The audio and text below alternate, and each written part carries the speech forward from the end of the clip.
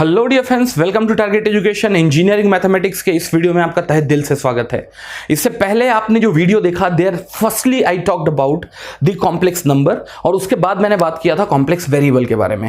What was the complex variable? It was Z. Z had the two part, x which was the real part of Z and similarly y which was the imaginary part of Y. Moreover, why it called complex variable? Because x and y varies from their point, definitely the Z has to change from its location. तो इसका मतलब कल के दिन अगर x और y अगर vary कर रहे हैं, so accordingly Z will also change their location. So put together, rather calling it variation in x, rather calling it variation in y, I just called it the variation in Z, and that is why it's called complex, which is varying in nature. I called it complex variable. Complex variable. Is that part clear? But like we have seen in earlier mathematics, you used to have a variable. Let's take the x is variable, and using x you made a function f of x. Agreed? So definitely the x क्या था? अगर by the way मैं पहले की कहानियां लेता हूं तो x क्या था? एक वेरिएबल था, and because of that the f of x was varying. So I was calling it's nothing but the function of x. But now it's the turn to make the function along with the complex variable. That means what I am going to do now, we are going to create a function which will be using z instead the x as a variable and which will create a function, and anyways that will be called as a complex function from here onwards. What is the basic feeling of it? That means we are making a function and here the variable will be a complex variable, and because of that you will be getting a new function and that function will be called as a complex function. So do not get confused. z1, z2, z3 they were referred for the complex number, z was referred for the complex variable. Now you are making a function out of z which is nothing but the complex variable, and that function will be called as a complex function. Why? Because it's a function which is taking the variation in complex variable in nature. Is that part clear? और आज के बाद से ध्यान देंगे f of z is also referred as a w. In few of the standard times the f of z has been referred as a w. Do not get confused. It's referring the same complex function, and the complex function will have the two part of it. The first is gonna be the real part, they themselves is a function, and the second is gonna be imaginary part, they themselves is a function. And keep in mind the real part is being referred as a u from here onwards, and similarly the imaginary function, I can say imaginary function which could be the function of x and y, will be called as the v from here onwards. What is the basic fundamental of it? So far we have seen a z plane where there was variation in its real part as well as imaginary part. The plane was z plane. Now my basic intention is to make a function such that if the z changes or the location of z changes, the new value f of z attains. तो इसका मतलब आप क्या कर रहे हैं? By the way ये आपका पॉइंट z है, z which is x plus iy. If it changes from its place, now you are going to map this point over a new plane. Keep in mind it's called w plane, where the real part of the w plane will be u x of y, and similarly imaginary part will be v x of y. And basically there will be mapping between this to this using the function which you are using for mapping between z plane to the w plane. This is nothing but z plane. And keep in mind the z is nothing but x plus iy. In future कभी भी z अगर आपके problem में दिया हुआ है, by default you have to understand it's a complex variable which is equals to of x plus iy. And similarly whenever in your problem w has been referred, so basically you are referring not the complex variable, you are referring complex function which will have the two part. The real part could be a function of x and y, and the imaginary part could be a function of x and y. Even we can take an example. The example could be like you are taking a complex function f of z is equals to mod of z. That could be your first function. So see what I am going to do for the different values of z. For the different values of z, I am going to map over the w. Like the z could be like 0. If you take z is equals to 0, f of z has been defined as a mod of z. Mod of z also will be equals to 0. Now if you take -1 it's gonna be +1, if you take +1 it's gonna be +1, if you take 1 + j it will be √2, if you take 1 - j again it's gonna be √2. तो overall हो क्या रहा है भैया, Z plane से F of Z plane पे mapping ही तो हो रही है। देखो कैसे हो रही है मैपिंग, जब आपने जेड को क्या रखा है 0 रखा है, so I can draw over here Z को जब आपने क्या रखा है 0, जेड इज इक्वल्स टू 0 तो ये होगा, तब आपका F of Z which is equals to of W उसकी वैल्यू भी कितनी, उसकी वैल्यू कितनी आ रही है 0 आ रही है। That means there is a first mapping 0 से कहां की तरफ 0 की तरफ। नेक्स्ट, अगर जब आपने जेड की वैल्यू -1 रखी है तब मैपिंग कहां हो रहा है 1 पे हो रहा है। इसका मतलब मैपिंग अगर आपने जेड की वैल्यू -1 रखी है उस समय जो मैपिंग हो रहा है वो आपके डब्ल्यू प्लेन पे कहां +1 पे हो रहा है। सिमिलरली जब अगर आपने z की value, sorry there is a mistake in it, ध्यान देंगे अगर z की वैल्यू क्या है -1 है, z की वैल्यू -1 का मतलब x की वैल्यू -1 है और y क्या है 0 है, तो इसका मतलब मैपिंग कुछ ऐसा होगा, the mapping is sort of that ये। और अगर आपने z की वैल्यू +1 रखी है इसका मतलब value of x is +1, y is 0, it's a -1, it's a +1, अभी भी मैपिंग कहां कर रहे हो 1 पे कर रहे हो। Moreover if the value of z is equals to 1 + j, 1 + j क्या होगा, x में वेरिएशन 1 होगा और y में वेरिएशन 1 होगा, कहीं यहां मान लो ये पॉइंट, और इसको आप जो मैप करोगे ना, ये जो पॉइंट है इसको मैप करोगे, वो कहां मैप करोगे, mod of z which is equals to of √2। इसका मतलब कहीं ना कहीं आपको डब्ल्यू प्लेन के रियल एक्सिस में जाना होगा जिसका मैग्नीट्यूड क्या होगा √2 होगा, कुछ ऐसा √2। तो ओवरऑल कुछ नहीं चल रहा है भाई। अगर बाय द वे आपने इस पॉइंट को कंटिन्यूअस फैशन में अगर खिसकाने की कोशिश की, किसको, जेड को, तो कहीं ना कहीं एफ ऑफ जेड में भी जो पॉइंट है कंटिन्यूअस फैशन में खिसकने की कोशिश करेगा। सो कुछ नहीं हो रहा है, आप इस प्लेन से इस प्लेन में क्या कर रहे हो, आप मैपिंग कर रहे हो। So basically you are doing a mapping in between, mapping in between, ठीक। आगे देखते हैं। तो ओवरऑल ये हुआ कि ये कुछ 6 से 7 प्रॉब्लम, 8 प्रॉब्लम मैंने यहाँ क्या किए, मैं लिस्ट डाउन किए हैं। आगे जाके मैं इनका कंटिन्यूटी, लिमिट और डिफरेंशियबिलिटी चेक कर रहा हूँ। बट एक मजेदार चीज ये है कि जितने भी आपने एफ ऑफ जेड लिखे हुए हैं, चाहे वो क्या हो, जेड हो या real of Z, imaginary Z divide by of real of z plus imaginary of z, ये जितने भी क्या है आपके पास फंक्शन है, ये सब के सब क्या है, इमेजनरी फंक्शन है। क्यों? क्योंकि इसने z का यूज किया है अपने फंक्शन को क्रिएट करने के लिए। So by default they all are gonna be imaginary function. So do not get confuse between imaginary number, then sorry, do not get confused between complex number, complex variable and complex function. Now we have reached to the complex function. Is that part clear?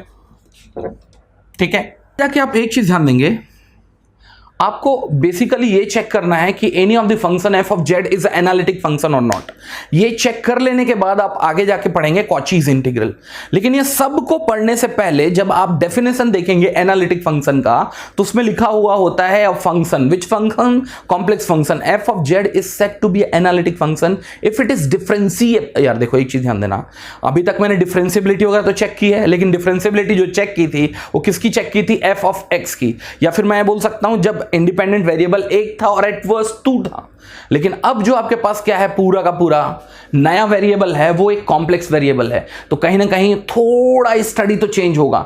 Although मेरे topic के लिए या मेरे पूरे के पूरे इस कहानी में इंपॉर्टेंट है एनालिटिक फंक्शन, उसके बाद कॉचीज इंटीग्रल वगैरह, लेकिन एनालिटिक फंक्शन में एक वर्ड जाके स्टक करता है और वो ये है कि function F of Z is differentiable. तो यार अगर आज की क्लास को अगर मैं डेडिकेट करूं कि एफ ऑफ जेड कब कब कंटिन्यूअस होगा किसी पॉइंट पे, कब कब लिमिट एग्जिस्ट करेगा किसी पॉइंट पे, और कब कब डिफरेंशिएबल होगा किसी पॉइंट पे, तो I think you will have thorough idea.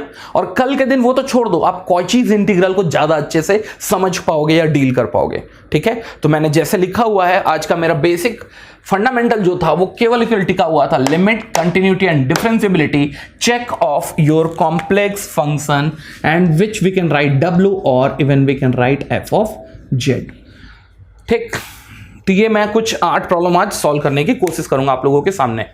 देखेंगे पहले, दूसरे, तीसरे, चौथे प्रॉब्लम एंड 5th प्रॉब्लम तक मैंने कंटिन्यूटी और लिमिट चेक किया है। 6th, 7th और 8th में मुझे बेसिकली चेक करना है डिफरेंशिएबिलिटी। मैं आप लोगों को ये जरूर सजेस्ट करूंगा, आज की इस वीडियो को बहुत अच्छे से अगर डील करना है तो मैंने क्या किया है, कंटिन्यूटी, लिमिट और differentiability for the two variable already deal किया हुआ as a part of calculus, वो देख के जरूर आना, otherwise you will get trapped.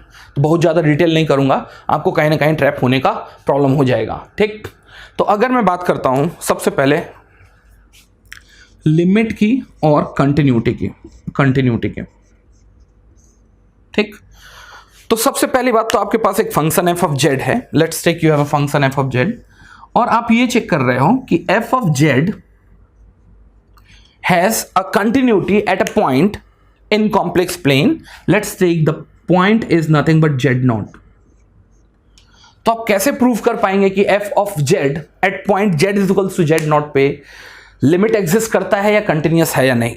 तो देखो, अगर आप सिंगल वेरिएबल कैलकुलस का अगर कैलकुलेशन करेंगे तो आपके पास क्या होता था, एक लेफ्ट हैंड लिमिट होता था, राइट हैंड लिमिट होता था। आप इसको लेफ्ट से अप्रोच करते थे, राइट से अप्रोच करते थे। अगर दोनों का अप्रोच वैल्यू सेम होता है तो मैं मानता था लिमिट डज एग्जिस्ट। कंटिन्यूटी के बारे में बात करूं, जब आपने सिंगल वेरिएबल इन कैलकुलस पढ़ा था, तो अगर by the way left hand limit the approaching value from left side, approaching value from right side and the value at the point x is equals to of x not, अगर तीनों के तीनों same हो गए थे तो कायदे से आपने ये माना था कि आपका फंक्शन क्या था, कंटिन्यूअस था। लेकिन अब ये प्रॉब्लम कायदे से एक वेरिएबल का नहीं है। Now here the two variables are involved. Why? Because as far as the z is concern, the z itself has the x plus iy, that means it has a variability of x as well as y.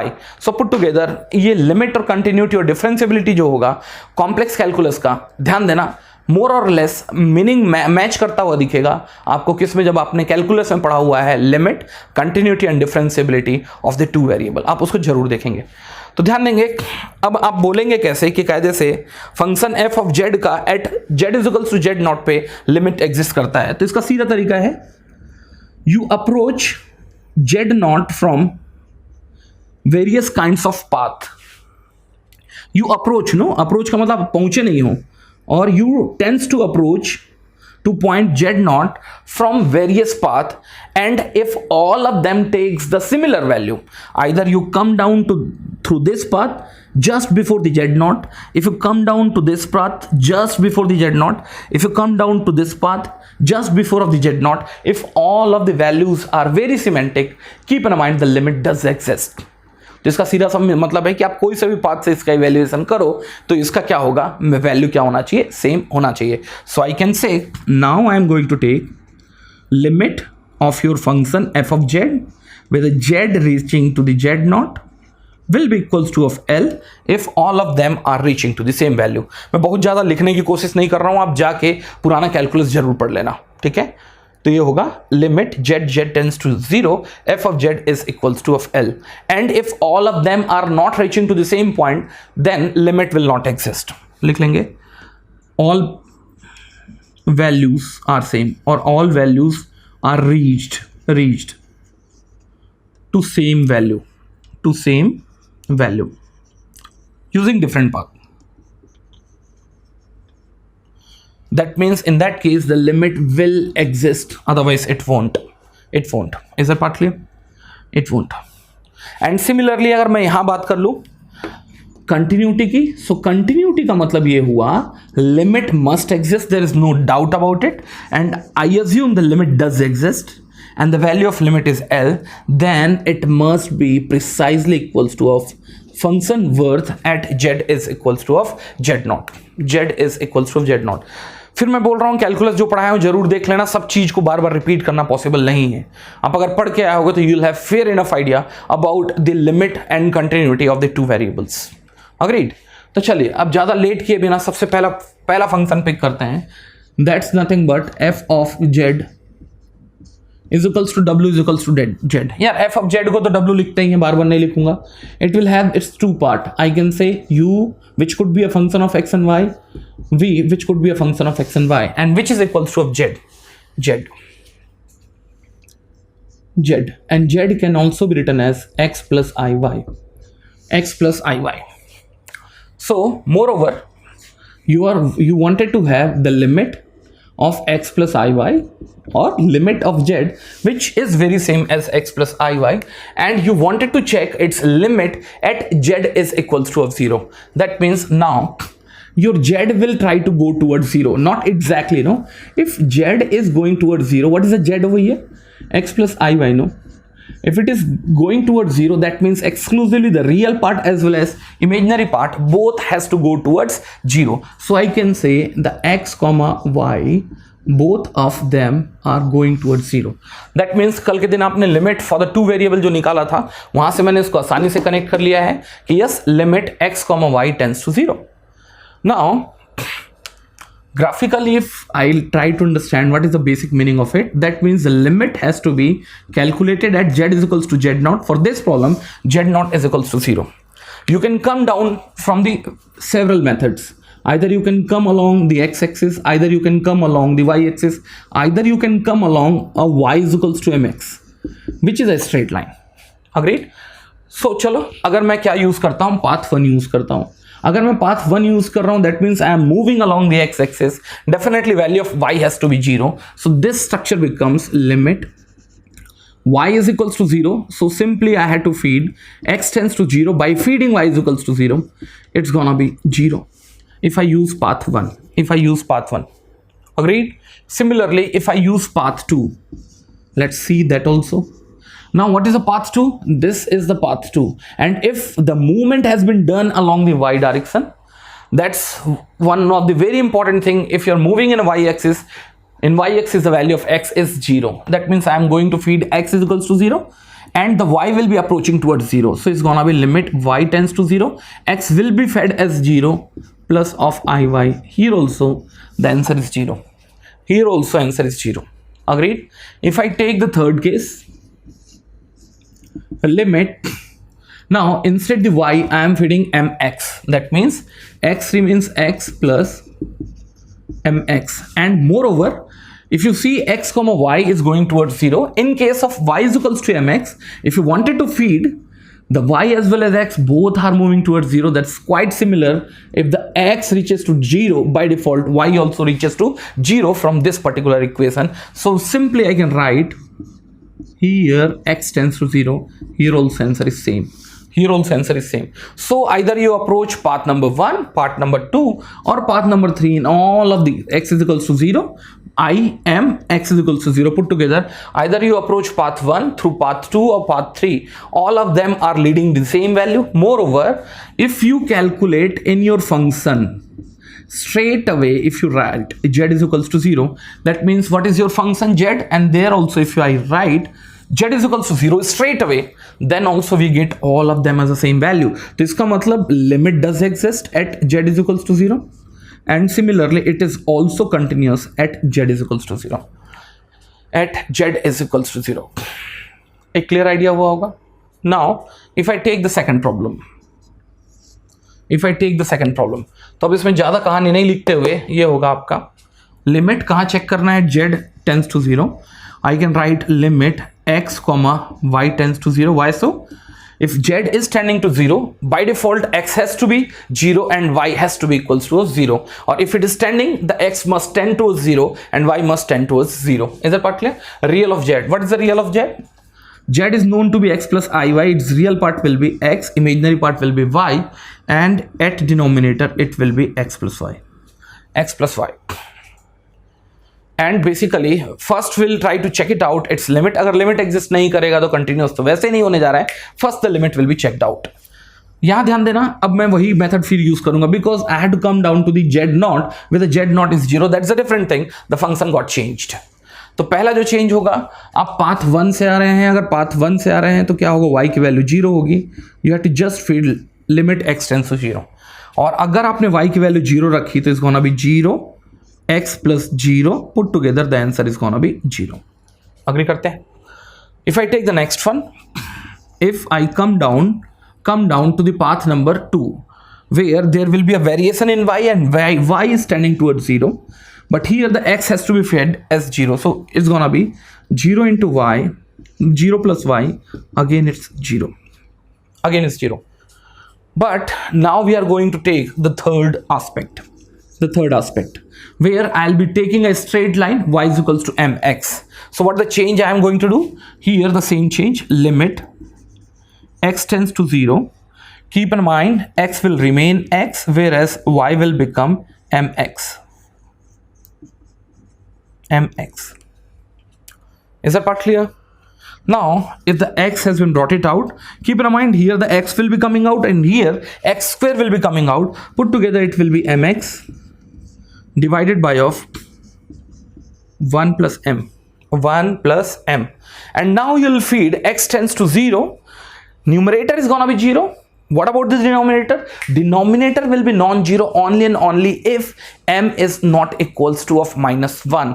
तो इसका मतलब ये value 0 होगी तो जरूर, ये value 0 होगी तो जरूर जब m की वैल्यू -1 के बराबर नहीं है, और अगर ये m की वैल्यू -1 के बराबर हुई so is called undefined case 0 and here is gonna be 0 by 0 case.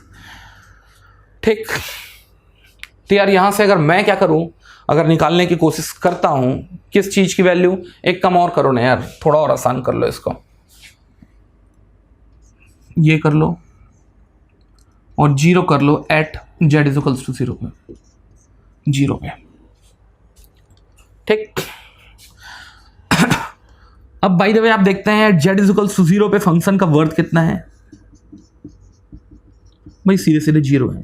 तो मैं ये देख पा रहा हूं कि लिमिट्स और फंक्शन का worth at z is equals to 0 match कर रहा है, तो ये फंक्शन फिर से क्या होने जा रहा है, कंटिन्यूअस होने जा रहा है at z is equals to 0 except एक्सेप्ट m is equals to of -1. इसका क्या मतलब समझ में आया भाई, at z is equals to 0 function is discontinuous. कहीं से भी अगर थोड़ा भी ऊपर नीचे वैल्यू मिला उसके विसिनिटी में या उसके सराउंडिंग में, keep in mind the function will not be continuous anymore. So as far as the problem x plus y limit x comma y tends to 0 is concerned, in first second the things looked very same and even third also it looked very same, but अगर आप m की value को थोड़ा अच्छे से नहीं अगर calculate करेंगे ना, प्रॉब्लम इज गॉन. तो कायदे से ध्यान देना, if I say X Y with divided by x plus y limit x comma y tends to 0, will it be a continuous? I'll say no, it is discontinuous if the m is equals to -1 is chosen. किसी भी एक value of m पे अगर ये क्या हुआ, discontinuous हुआ, so problem is gone. ठीक, चलिए इसी सीक्वेंस में now we are going to take few more problems. If I take the next problem, that's what the problem number probably 3 it is. Yeah, 3 it is. And here again the limit as well as continuity has to be checked out, but here the point of observation where the test has to be conducted is gonna be -1 plus j. The -1 plus j will be somewhere here. This point is nothing but -1 plus j. Now here also I'll take my function, the function is z. I'll try to cover out this, I'll try to travel down to this point using the different or the various path, and if I use the various path, still I must be tending to the same value. Either I take a horizontal path, either I take the vertical path. So let's call down. तो ये क्या है, कुछ नहीं है, it's a z which is equals to of x plus iy. चलिए, तो अगर मैं पहला पाथ लेता हूं, इसमें पहले पाथ में एक चीज तो ध्यान देना, वेरिएशन किस में नहीं है, x में नहीं है, और x फिक्स बैठा हुआ है कहां पर, -1 पे. तो सबसे पहले z को रिकॉल करूं, it is x plus I Y. यहां x की जगह में आपने रखना है -1, और जो y है वो कहां जाने की कोशिश कर रहा है, y आने की कोशिश कर रहा है कहां पर, +1 पे, +1 पे. आप ये डेटा रखें. सो ये इज गोना बी -1, y के जगह में रखने का मौका मिलेगा 1, और आई कैन से -1 प्लस ऑफ i. अगर आप पाथ 2 यूज कर रहे हैं, if you are using path 2, इस पाथ 2 की भी एक खासियत है, keep in mind the value of y is not getting change. y जो है वो चेंज नहीं हो रहा है, y फिक्स्ड बैठा हुआ है किस पे, 1 पे. So here now the x will try to reach at -1 whereas y has been fixed at +1, and if you feed those data is gonna be -1 plus of i. अब एक worst of the worst scenario लेता हूं. अब मैं कोई ऐसा straight line ले रहा हूं जो -1 प्लस j से होके गुजरता हूं. Let's take third case, y is equals to of 2x. ध्यान देना कहां से होके गुजरता हो, जहां x की वैल्यू क्या हो, -1 हो, तब y की वैल्यू कितनी हो, +1 हो. तो ये हो सकता है 3. तो कहीं ना कहीं y is equals to 2x plus 3 is a point जो कहां से होके गुजरेगा, डेफिनेटली इस पॉइंट से होके गुजरेगा. Is it point clear? y is equals to 2x plus 3, जब x की वैल्यू कितनी होगी, x की वैल्यू जब होगी मैं बोलूं कितना -1, तब y की वैल्यू होगी +1, या फिर जब x टेंड करेगा -1 की तरफ तो y टेंड करेगा +1 की तरफ पहुंचने के लिए। तो ये प्रॉब्लम को फिर से थोड़ा सा क्या कर सकते हैं, रियलाइन कर सकते हैं। Here is gonna be limit x tends to -1, x will remain x plus I, y will become 2x plus 3, and once you'll feed it, no, you'll be getting the same result. Is that part clear? ये तो पहली चीज थी। और अगर आप क्या करें, z इज इक्वल्स टू कहाँ -1 प्लस j, कहाँ फीड करें, j पे फीड करें, या फिर आई कैन से f of z at -1 plus of j, straight away you have to feed that data -1 plus j. That means limit तो एग्जिस्ट करता ही था, why? Because this value and this value, they all are same, limit does exist, and I can say it is also equals to of fz at z naught, hence it is continuous at point z is equals to of z naught, z is equals to of z naught. अब आप लोगों के लिए homework होगा, real of Z का मतलब हुआ x y, और नीचे मॉड ऑफ जेड जो होता है वो कुछ नहीं होता, √x² + y², उसका अगर स्क्वायर करेंगे तो ये होगा। आपको ये चेक करना है कि लिमिट डज एग्जिस्ट और नॉट, और वेदर इट्स अ कंटिन्यूअस और not. Is that part clear? आपको ये कैलकुलेशन थोड़ा सा क्या करना है, एग्जीक्यूट करना है, ठीक है? तो आपको ये क्या करना है, थोड़ा सा कैलकुलेशन एग्जीक्यूट करना है, और एग्जीक्यूट करने के बाद इसके जो रिजल्ट आए हैं उसको जरूर आप क्या करना, मेंशन आउट करना। तो आपको ये पता चलेगा मेरे भाई, z इज इक्वल्स टू 0 पे ना, z इज इक्वल्स टू 0 पे ये कंटिन्यूअस नहीं है, ये कंटिन्यूअस नहीं है। और अगर आप z divide by z prime को भी देखते हैं तो z divide by z prime को क्या लिख सकते हो, x प्लस आई वाई, x माइनस आई वाई, x माइनस आई वाई, ठीक? Now, if you wanted to check at limit z tends to 0, I can say using a horizontal path or vertical path or x tends to 0 by feeding y is equals to mx. Y is equals to mx. Now, if you feed x tends to 0, we'll see what is the outcome out of it. It's the x is brought out 1 plus of im, 1 minus of im went down, or moreover it's a function of m. इसका मतलब for the different value of m will be having the different values of this result, hence again it is not continuous at point z is equals to 0. तो यार आज के बाद से एक चीज समझना, आपको शायद ध्यान दिया आपने प्रॉब्लम कहां मिली, जब आपने z देखा तो ये पूरा का पूरा कंटिन्यूअस था, जब आपने z divide by z prime देखा तो ये डिसकंटिन्यूअस था, कहां पर, at z is equals to 0। जब आपने क्या देखा, एक नया फंक्शन देखा, f of z is equals to real of z, imaginary of z, mod of z square, ये फिर से क्या था, डिसकंटिन्यूअस था, z इज इक्वल्स टू 0। शायद आपको एक चीज समझ में आया होगा कि कायदे से आपका जो एक फंक्शन है ना f of z, by the way मैं एक एग्जांपल ले लेता हूं, z square plus 3z plus 2, ये पूरे के पूरे रेंज ऑफ z पे क्या होगा, कंटिन्यूअस होगा, इसको कोई रोक नहीं सकता। लेकिन अगर एक प्रॉब्लम आ गया f of z square plus 3z plus 2 divided by of z minus 5, तो ये प्रॉब्लम भी इंटायर रीजन ऑफ z में क्या होगा, कंटिन्यूअस होगा, केवल कहां, जब डिनोमिनेटर को आप 0 से कंपेयर करो। ऐसे ही तो किया, जैसे इस केस में mod of z square is equals to 0 निकालोगे तो यहां से भी निकल के आता है z is equals to 0। Similarly अगर इस प्रॉब्लम में निकलते हो z bar is equals to 0, इसका मतलब यहां से भी निकल के समझ में आता है x is equals to 0, y is equals to 0। तो आज के बाद से ध्यान देना, ये पूरे के पूरे इंटायर रीजन में क्या है, इंटायर रीजन में कंटिन्यूअस है, कंटिन्यूअस है at except z is equals to 5। और आई कैन से कोई भी एक पॉलिनोमियल हो, कोई भी एक पॉलिनोमियल हो, पॉलिनोमियल के अगर नीचे में अगर इसके पोल नहीं रखे हुए हैं तो फंक्शन इंटायर रीजन में कंटिन्यूअस होगा, और अगर आपके पॉलिनोमियल में नीचे अगर कुछ पोल्स रखे हुए हैं तो केवल उस पॉइंट के छोड़िए इंटायर रीजन में फिर से क्या होगा, क्या होगा, कंटिन्यूअस होगा। तो अगर मैं देखता हूं तो ये कंटिन्यूअस इन इंटायर रेंज, यहां z होगा, ये होगा continuous in entire range except z is equals to 5, z is equals to 5। ठीक है, क्या बोल रहा हूं समझ में आ गया आप लोगों के? चलो, तो ये तो बात हुई कंटिन्यूटी की। तो आज के बाद से बस एक चीज ध्यान देना भाई, हाँ एक चीज और हो सकता है, f of z e to the power z, यार e to the power z को एक्सपेंड करेंगे तो क्या आएगा 1 plus z square divide by 2, z हमेशा न्यूमरेटर में आ रहा है, ये भी इंटायर रीजन ऑफ जेड में क्या होगा, कंटिन्यूअस होगा इंटायर रीजन ऑफ जेड पे। लेकिन अगर यही प्रॉब्लम हो जाए f of Z is equals to of e to the power 1 upon z, तब जो एक्सपेंशन होगा 1 plus 1 by z plus 1 by z square, तो ये क्या होगा, इंटायर रेंज ऑफ जेड ये कंटिन्यूअस तो होगा एक्सेप्ट इसके पोल के, और वो है z is equals to of 0, z is equals to of 0। तो आज के बाद से ध्यान देना कि अगर आपके पास एक पॉलिनोमियल फंक्शन होगा, मान के चलो आंख मूंद के कंटिन्यूअस है, पॉलिनोमियल फंक्शन के डिनोमिनेटर में अगर क्या है आपके पास रूट्स रखे हुए हैं, तो ध्यान देंगे वो फंक्शन पूरे के पूरे इंटायर रीजन ऑफ जेड में कंटिन्यूअस होगा एक्सेप्ट इट्स व्हाट, डिनोमिनेटर। एक का जगह बच्चों को कंफ्यूजन होता है, like F of Z is equals to of, लिख सकते हैं आप Z square plus 2z plus 1 divided by Z plus 1। अब मैं पूछूंगा कि ये फिर बोलेगा बच्चा entire region of Z axis और Z plane except Z equals to -1। नहीं भाई, आप ये देखना कहीं आपके पोल और जीरोस का कैंसिलेशन तो नहीं है, यहां पोल और जीरो का कैंसिलेशन है, और अब जब कैंसिल करेंगे the result is gonna B Z plus 1। इसका मतलब कि एफ ऑफ जेड जो है वर्चुअली जेड प्लस 1 है, और ये फिर से क्या होगा, continuous in entire region of z, not even excluding any point. ठीक है, तो मैंने मान के चला है कि थोड़ा कंटिन्यूटी पढ़ लिया है।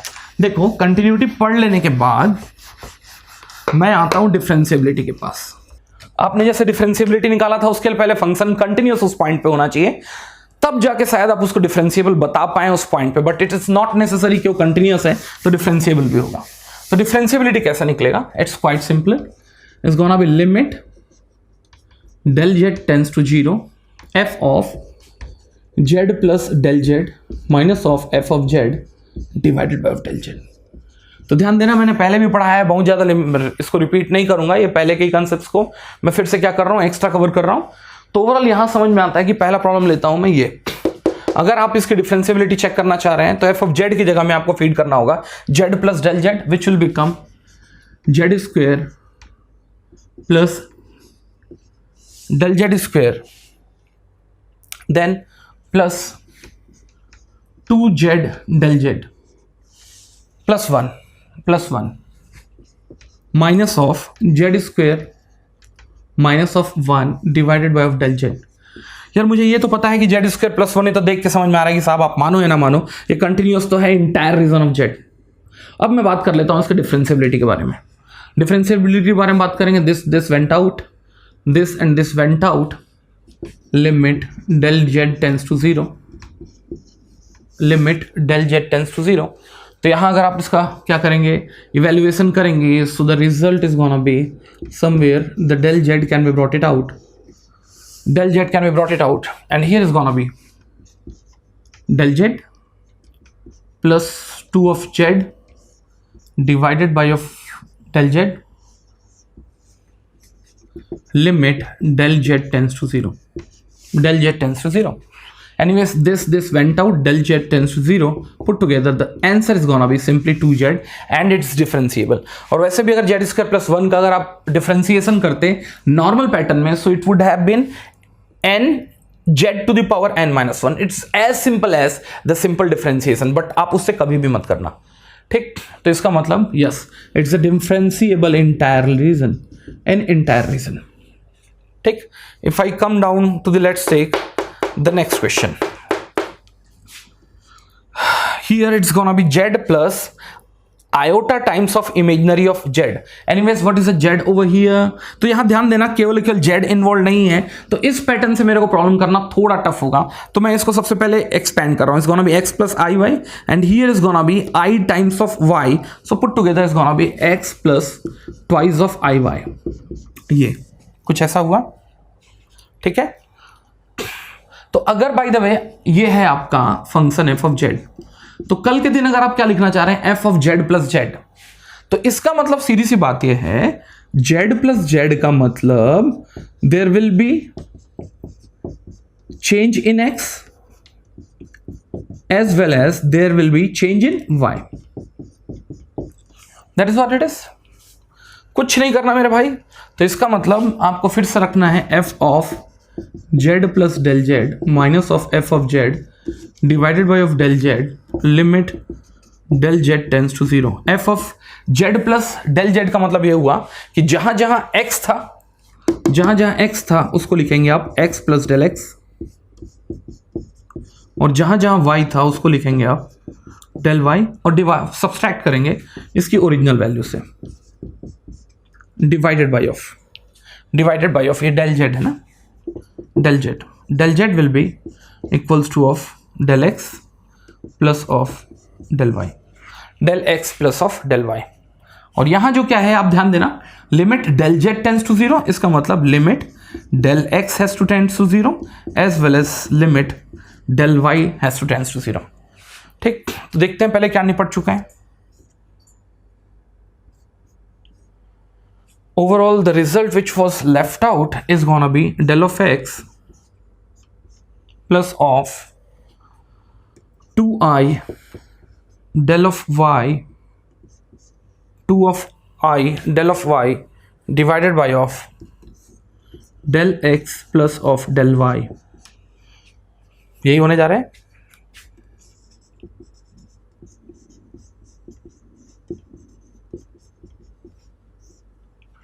ठीक, और वैसे भी अगर आप क्या करते हैं, अगर इसकी कंटिन्यूटी के डिफरेंशिएबिलिटी के बारे में चेक करेंगे तो अगर आपने del x tends to 0 del y tends to 0 रखा तो ये बनता है आपका 0/0 का case.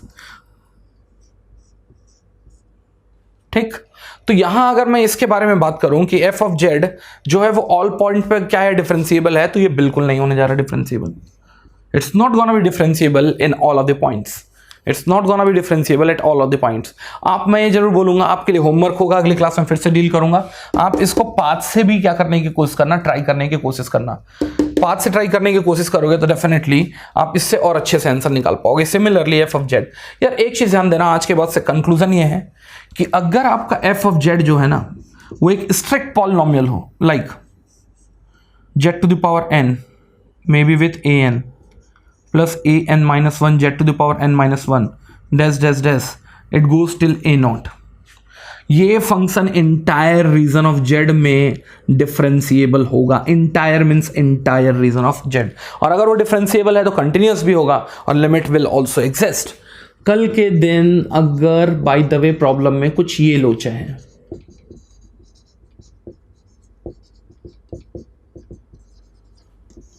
z minus maybe a, keep in mind again f of z will be differentiable in a entire region of z except z is equals to of a।